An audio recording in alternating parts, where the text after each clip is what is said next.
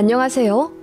결혼한 지 이제 2년 정도 된 아직은 아기 없는 새댁입니다. 제 주변은 시댁이랑 잘 지내는 친구들이 많은데 저는 지뢰라도 밟은 건지 시댁이 너무 이상해요. 그런 시모랑 신우는 드라마 같은 데서나 나오는 줄 알았는데 저도 된통 당해보고 나서 엄마가 제 귀에 딱지가 않도록 시댁 조심하라고 말씀하시던 게 이제야 실감이 나더군요. 저나 남편이나 평범한 집안에서 자란 그렇게 잘나지도 못나지도 않은 대한민국 평균 수준의 남녀이고요. 저는 중소기업 경리, 남편은 작게 음식 사업하고 있습니다. 시댁이랑 친정 두 집안 다 여유로운 수준까진 아니어도 적당히 노후 준비하신 상태이고 양가 부모님 모두 건강하신 편입니다. 그리고 저랑 남편에게는 둘 다 동생 한 명씩 있고요. 장남 장녀끼리의 결혼입니다. 남편은 여동생, 저는 남동생 하나 있어요. 제 동생은 공부를 못하고 맨날 사고만 쳤었는데 제가 잡돌이 하듯 남동생 정신교육시켜 일찌감치 본인 적성 찾아 전문대 들어가 취직해서 지금은 연봉 7천 정도 받는 어엿한 사회인이 되었습니다. 제 동생은 저에게 많이 고마워는 하지만 그만큼 무서워합니다. 그래도 제 앞가림 잘하는 동생 보며 애 잡길 잘했다는 생각이 드는 저는 어쩔 수 없는 누나인가 봅니다. 반면 남편의 여동생, 그러니까 제 신우는 참 답이 없어요. 남편이랑 4살 차이가 나고 저랑 동갑이에요. 그런 신우에게 사연이 좀 있는데 20대 중반에 잘 다니던 대학 자퇴하고 무슨 사업을 한다고 사고를 쳤다고 합니다. 저희 시부모님이 신우 앞으로 전세 5천짜리 원룸 하나 계약을 해주셨는데 신우가 그 집 빼서 전세 보증금이랑 모자라는 건 대출을 어디서 왕창 받아가지고 그 나이에 빚이 3천이나 생겼어요. 사업한다고 난리쳤던 그 일은 결국 사기였나 보더라고요. 사회 초년생에게 가혹하지만 신우도 잘 알아보고 하면 좋았을 텐데요. 시부모님은 그 전세 보증금 5천만 원이 신우 나중에 결혼 자금이었는데 한순간에 돈 다 날리고 갚아야 할 대출까지 생기자 그야말로 머리 싸매고 누우셨다고 하더군요. 그게 저희 결혼 전 일이었다고 해요. 그 일이 많이 충격적이었는지 구직 활동도 안 하고 그냥 집에서 몇 년 놀다가 한 2년 전부터 알바를 하기 시작했어요. 신우는 그마저도 힘들다며 1, 2개월 하다 관두길 일쑤였고 결국 딱 자기 용돈만큼만 벌며 시댁에서 기생하며 살더라고요. 시어머니가 해주시는 밥 먹고 시어머니가 속옷 빨래까지 해서 신우 방에 갖다 주신다는데 저는 처음에 그 얘기 듣고 기절초풍했습니다. 저랑 남동생은 자기 할 일은 스스로 하며 컸거든요. 초등학생 때부터 엄마가 빨랫줄에서 빨랫감 걷어오시면 각자 자기 옷 찾아 개서 옷장에 넣었습니다. 밥이요? 일찌감치 독립했고 용돈 아껴 쓴다고 밖에서 음식도 잘 안 사 먹었습니다. 20살 때부터 가계부 써서 돈 관리했고 식재료 관리해 직접 음식 해 먹었어요.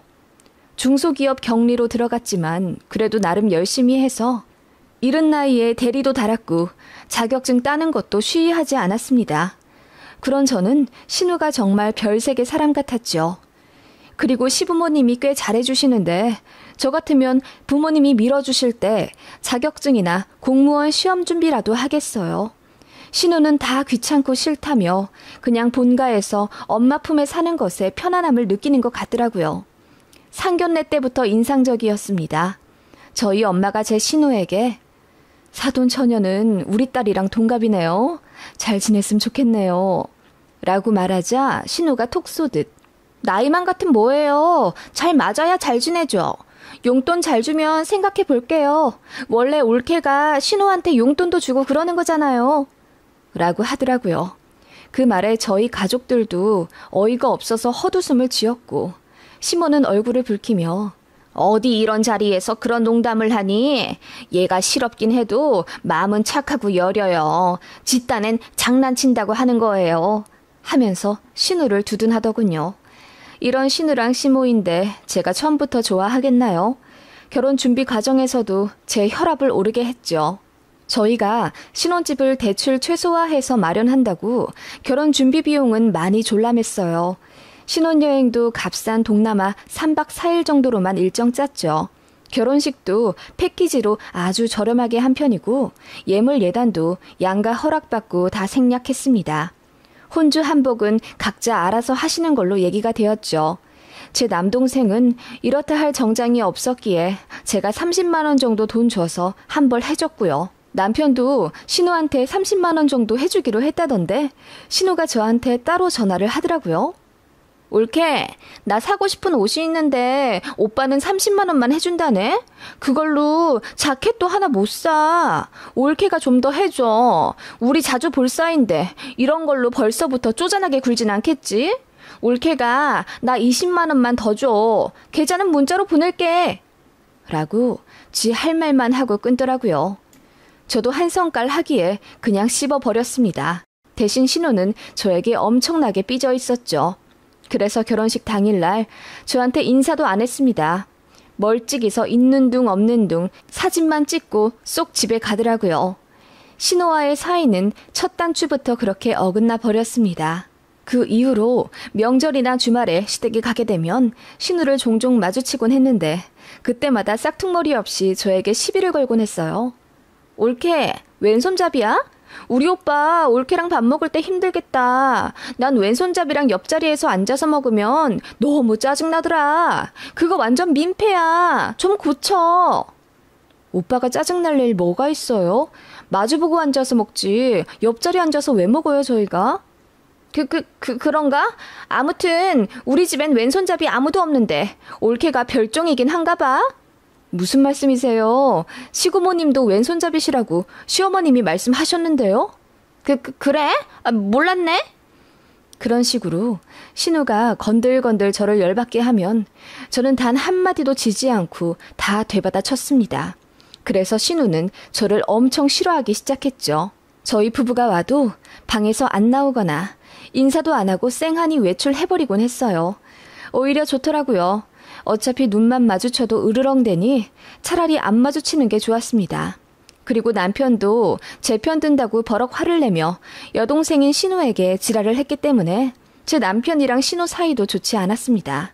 그런 신우는 시아버님은 좀 혼내셨어요. 네 올케도 존댓말 꼬박꼬박 쓰는데 너도 말 좀 조심히 해. 아무리 동갑이라도 네 오빠 부인 아니냐. 반말하지 마. 아버님이 신우를 혼내도 사실 영향력이 거의 있으나 마나 할 정도지만 아무튼 시부께서는 거의 제 편을 들어주셨고 신우에게 타박을 해주셨습니다. 먹히진 않았지만 그 정도로도 저는 감사했어요. 문제는 시모셨죠. 이 양반이 왜 이래? 자기들끼리 알아서 존댓말을 하든 반말을 하든 정하는 거지. 그리고 나도 애들 고모한테 여태 존댓말 쓰잖아. 그건 모르고 애먼 자기 딸만 잡나? 우리 시연이한테 뭐라고 하지 마요. 가뜩이나 동갑인데 누군 직장 다니고 결혼도 하고 얼마나 비교되겠어. 우리 애 기죽으니까 당신 그만해. 누구 아빠야? 누가 보면 우리 며느리 아빠인 줄 알겠어? 라고 비아냥대면 시아버지도 별 수 없다는 듯 헛기침을 하며 자리를 피하시곤 했죠. 그런 시모도 사실은 신우를 애물단지로 여기고 있었죠. 신우가 워낙 생활 습관이 안 잡힌 탓에 물론 전 그것도 부모의 가정교육에 달린 거라고 봅니다. 30 다 된 신우가 집에서 밥을 하기는커녕 자기가 먹은 밥그릇도 싱크대에 잘 안 넣어놓고 혼자 밥 차려 먹는다고 냉장고에서 반찬통을 다 꺼내놓고는 그거 다시 넣지를 않는다더군요. 실제로 같이 명절 준비해보니 신우는 뭐 할 줄 아는 게 하나도 없고 그냥 주워 먹을 줄만 알더라고요. 아무튼 그런 식으로 집안일 손 하나 까딱 안 하고 앞서 말하길 신우 빨래도 속옷까지 시어머니가 다 해주신다고 했잖아요. 건조기에서 옷감 꺼내 바구니에 넣어놓으면 신우는 그걸 착착 깰 생각은 않고 그대로 바구니에서 내도록 꺼냈습니다. 정리하기 귀찮다는 거죠. 그런 식으로 신우는 시모의 복장을 터지게 하는 일이 많았어요. 곧 30인데 남자친구도 없고 취직할 생각도 없어 보이니 참 막막해 보이긴 했습니다. 설상가상으로 시부의 연금까지 신우가 탐내는 것 같더라고요.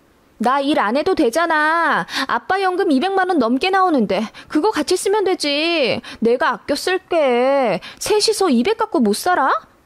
그 정도로 경제관념도 없고 독립의지도 없어 보이는 신우가 시부모님께는 더 없는 걱정거리이자 짐덩어리였습니다. 그래서 집에서 시모랑 신우가 많이 투닥거리며 싸우나 보더라고요. 시모도 결국 못 참겠는지 신우랑 못 살겠다고 항복을 하신 겁니다. 어느 날 시모가 저희를 호출해 식사 한번 하자 하시더니 넌지시 말씀을 꺼내시더군요. 니들 신혼집에 방이 3개 있지 않니? 그거 다 어떻게 쓰고 있니? 저번에 갔을 땐 정리가 제대로 안 되어 있더만. 네, 안방 말고 작은 방 2개는 지금 운동방이랑 서재로 쓰고 있어요. 운동방?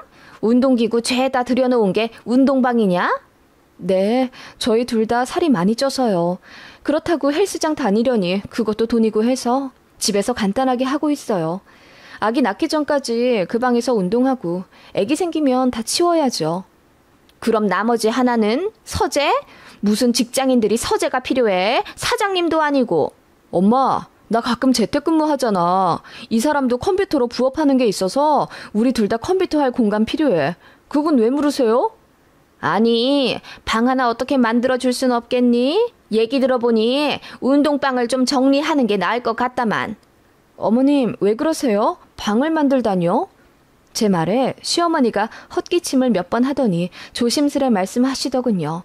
네 신우 말이야. 내가 언제까지 데리고 살 수도 없는 노릇이고 이제 독립을 좀 시켜야 하는데 그것이 지 손으로 뭘 하나 제대로 하는 게 있어야지. 보증금은 저번에 사기당해서 다 날려버리고 뭐 2천 정도는 또 해줄 수는 있겠다만 네 시아버지가 더는 목돈을 쥐어주기 싫은가 봐. 그래서 마음 같아서는 고시원에라도 넣고 싶은데. 그럼 고시원 보내세요. 요즘 고시원 옛날 같지 않아서 얼마나 좋은데요. 치안도 좋고요. 넌 네 동생 아니라고 얘기 막 하는구나. 고시원 가서 애가 어디 사람답게 살겠니? 시어머니는 그렇게 제 말에 버럭 화를 내며 가슴이 눈을 뜨고 절제를 보시더라고요. 제가 무슨 틀린 말 했나요? 요즘 고시원 얼마나 좋은데요. 방마다 화장실이랑 샤워실도 다 따로 있고요. 저도 원룸 살기 전에 고시원 2달 정도 살아봤었는데 괜찮았거든요. 그래서 나도 다 경험해본 거라 말씀드리는 거라고 했더니 신우는 다르대요. 저처럼 억세지가 않아서 혼자 못 살 거라나? 그러더니 슬그머니 제 눈치를 보며 니들 집에 방 하나 좀 해주면 좋겠다만 내가 그래도 양심이 있으니 달에 50만 원씩 니들 보내주마. 방값이랑 식재료비 뭐 이런 걸로 퉁치면 나쁘지 않지? 니들 관리비도 한 달에 20만 원 가까이 나온다며. 우리가 그렇게 보태주면 니들도 좋을 것 아니냐. 라고 하시길래 저랑 남편이 기함을 하며 그건 절대로 안 된다고 했죠. 그렇게 단칼에 잘라버리며 신우는 절대 같이 못 산다고 못 박아버리니 시모가 얼굴이 불그락 푸르락 하면서 당황하시는 거예요. 그러더니 바들바들 떨더니 인정머리 없는 것들 같으니 시연이 걔가 사기당하고 자존감 떨어져서 그렇지 옆에서 잘 다독거려주면 제 몫은 잘하래다. 가족으로서 안타깝지도 않냐? 특히 너는 오빠가 돼가지고 어떻게 지 동생을 그렇게 나몰라라 해. 엄마, 그 집에서 나만 살아? 와이프 집이기도 해. 나 혼자 방 3개짜리 쓴다면 생각은 해보겠지만 시연이랑 살면서 제일 불편한 사람은 와이프지. 아무리 애가 없다고 해도 그건 무리야. 그렇게 네 와이프 편 평생 들 거면 이제 우리 집 오지도 마라. 못난 놈 같으니라고. 너 같은 아들 이제 보기도 싫다. 시어머니는 그렇게 역정을 내시더니 저를 흘낏 보며 네가 중간에서 살갑게 좀 잘하면 우리 가족이 이렇게 분란 날 일 없겠고 시연이도 좀 편하게 취직 준비할 수 있겠구만. 이래서 며느리 잘 들여야 한다고 하나 봐. 라고 하시며 저희더러 가라고 하시더군요.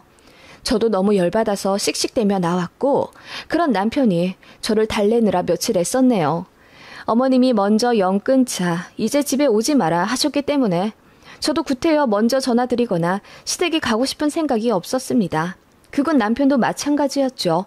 하지만 몇 주 뒤 어느 일요일 아침 정말 상상도 못한 일이 일어나고 맙니다. 아침부터 인터폰이 울리길래 일어나서 보니 용달 차더라고요. 무슨 일이세요? 1301호 맞죠? 문 좀 열어주세요. 네? 저희는 뭐 시킨 게 없는데요? 이사 왔어요. 302동 1302로 맞잖아요. 김시연 씨 댁. 어이가 없더라고요. 김시연은 제 신호 이름이었어요. 어이는 없지만 용달 사장님이 하도 퇴근을 하셔서 문을 열어드리니 큰 캐리어 4개, 책상, 이불 보따리 한가득, 박스까지 3개가 왔더라고요.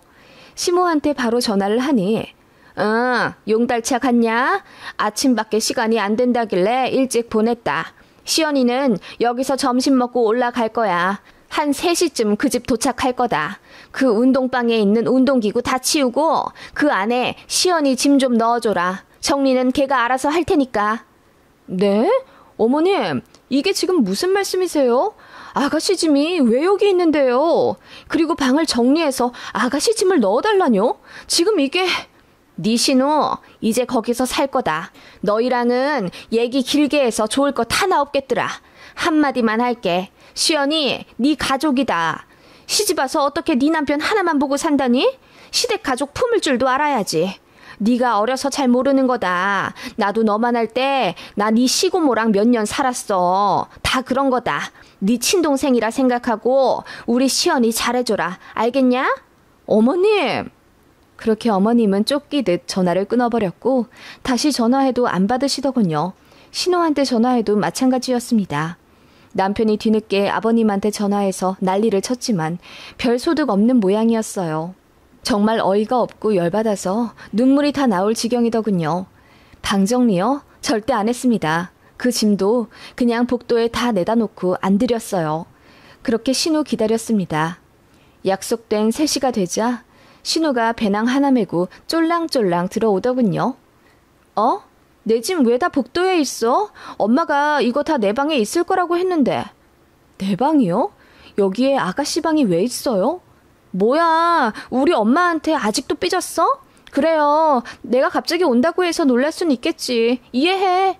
근데 어떡해. 나는 짐 다 갖고 와서 당장 내려가지도 못해. 정말 나 내쫓을 거야? 오빠, 대답해봐. 나 나가야 돼? 그 말에 남편이 버럭 화를 내며 말도 없이 이렇게 올라오면 당연히 내려가야지 어쩌겠냐고 소리를 질렀더니 신우가 갑자기 눈물을 글썽이며 나도 이제 취직도 하고 좀 제대로 살아보려고 그러는 거잖아. 당장 아빠가 돈도 안 해준다는데 그럼 뭐 서울역에서 살아? 취직만 하면 집 구해서 나갈게. 그러니까 좀만 봐줘. 응? 하며 눈물집을 짜내더군요. 솔직히 말해 짐까지 다 싸왔는데 별 수 없기도 했고 시어머니의 친동생처럼 대해달라는 말이 이상하게 뇌리에 꽂히더군요.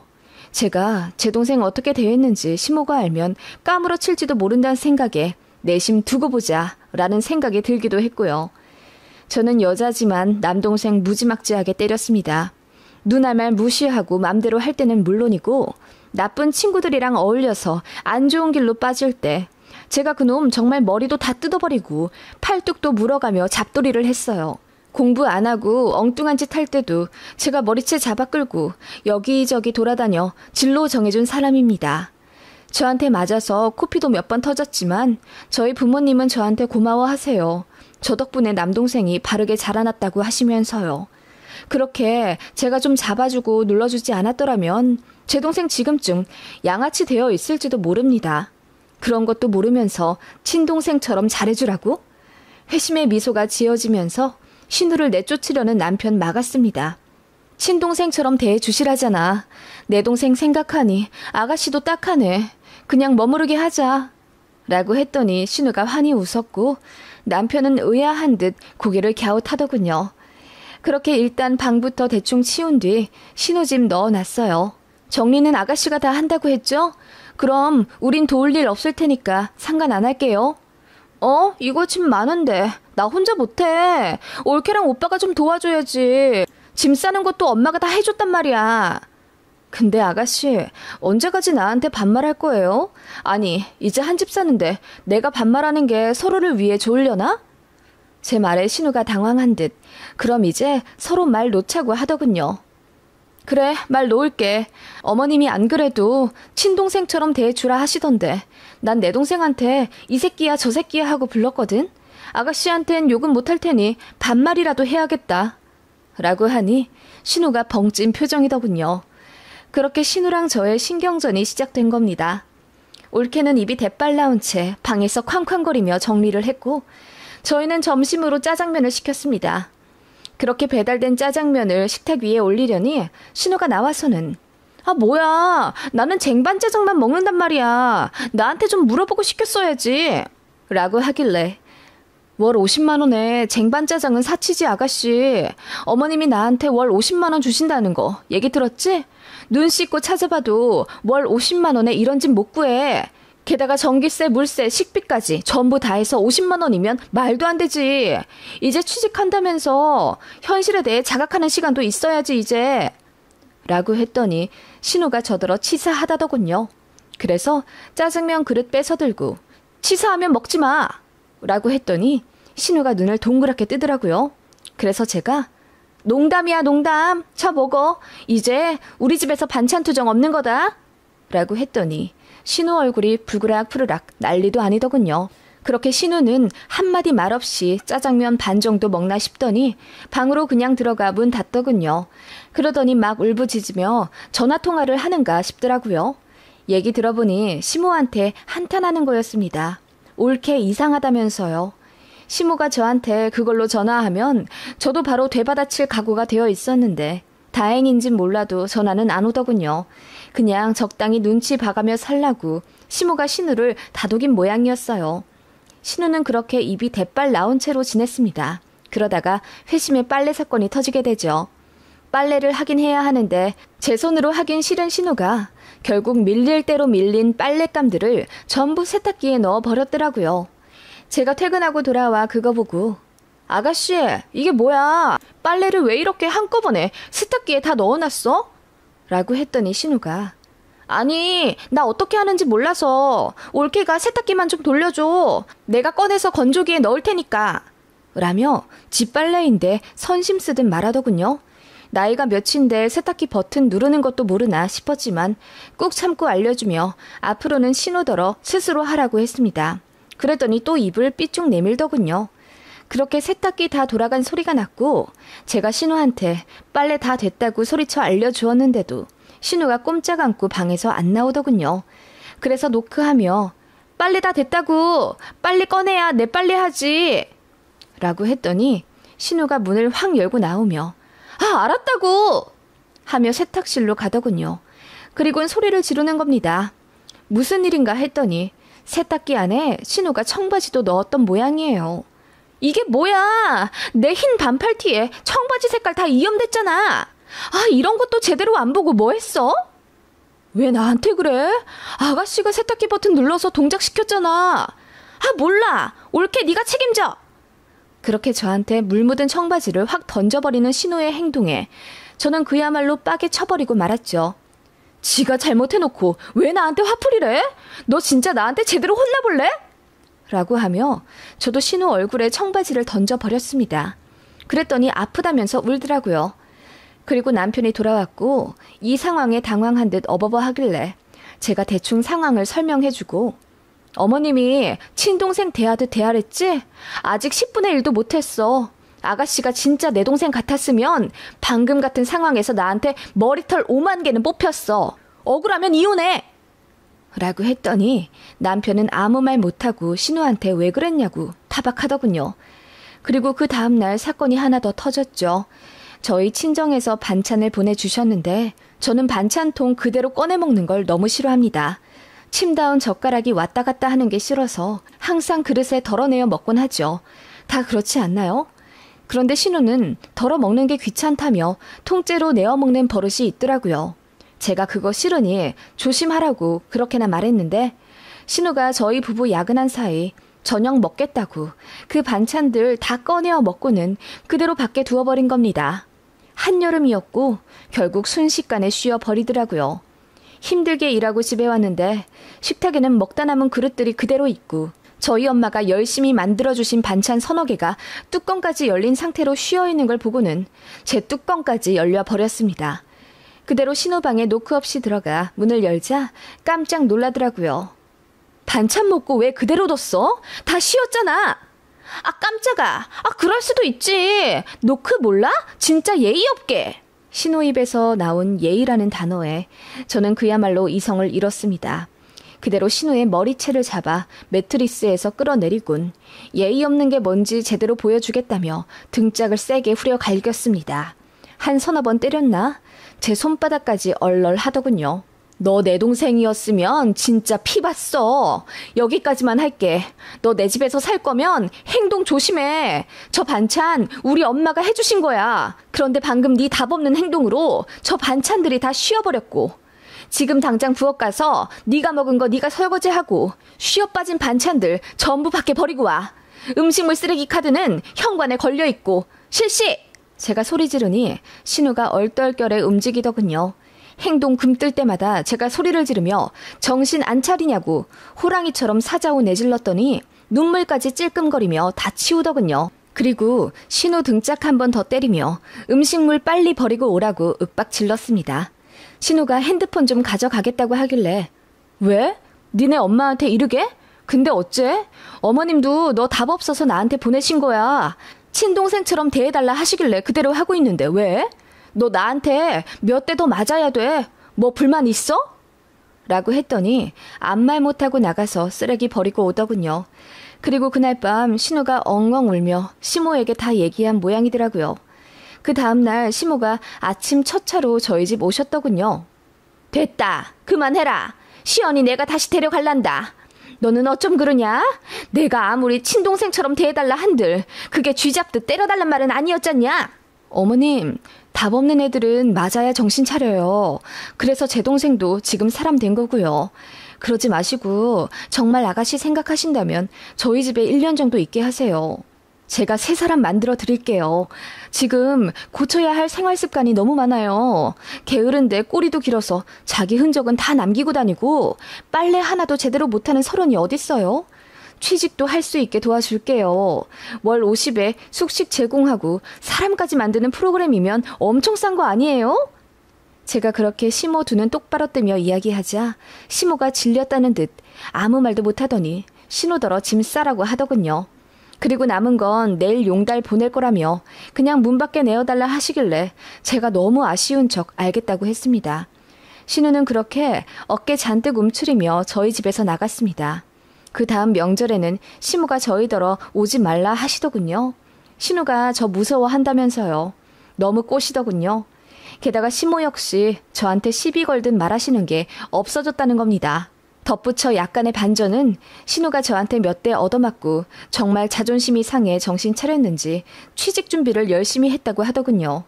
제가 무시하는 게 직장 못 잡아 그러는 것 같다며 열받아 못 살겠다고 울부짖었다네요. 그해 12월 신우는 컴퓨터 관련 자격증 따서 면접 몇 번 보러 다니더니 계약직이긴 하지만 월 170만 원 정도 받는 직장 들어갔다고 하더라고요. 제 등짝 스매싱이 효험이 있긴 한가 봅니다. 그러게 왜 사람을 만만히 보고 함부로 대했을까요? 그러다 큰 코 다친다는 걸 제대로 알려준 것 같아 기분이 좋습니다.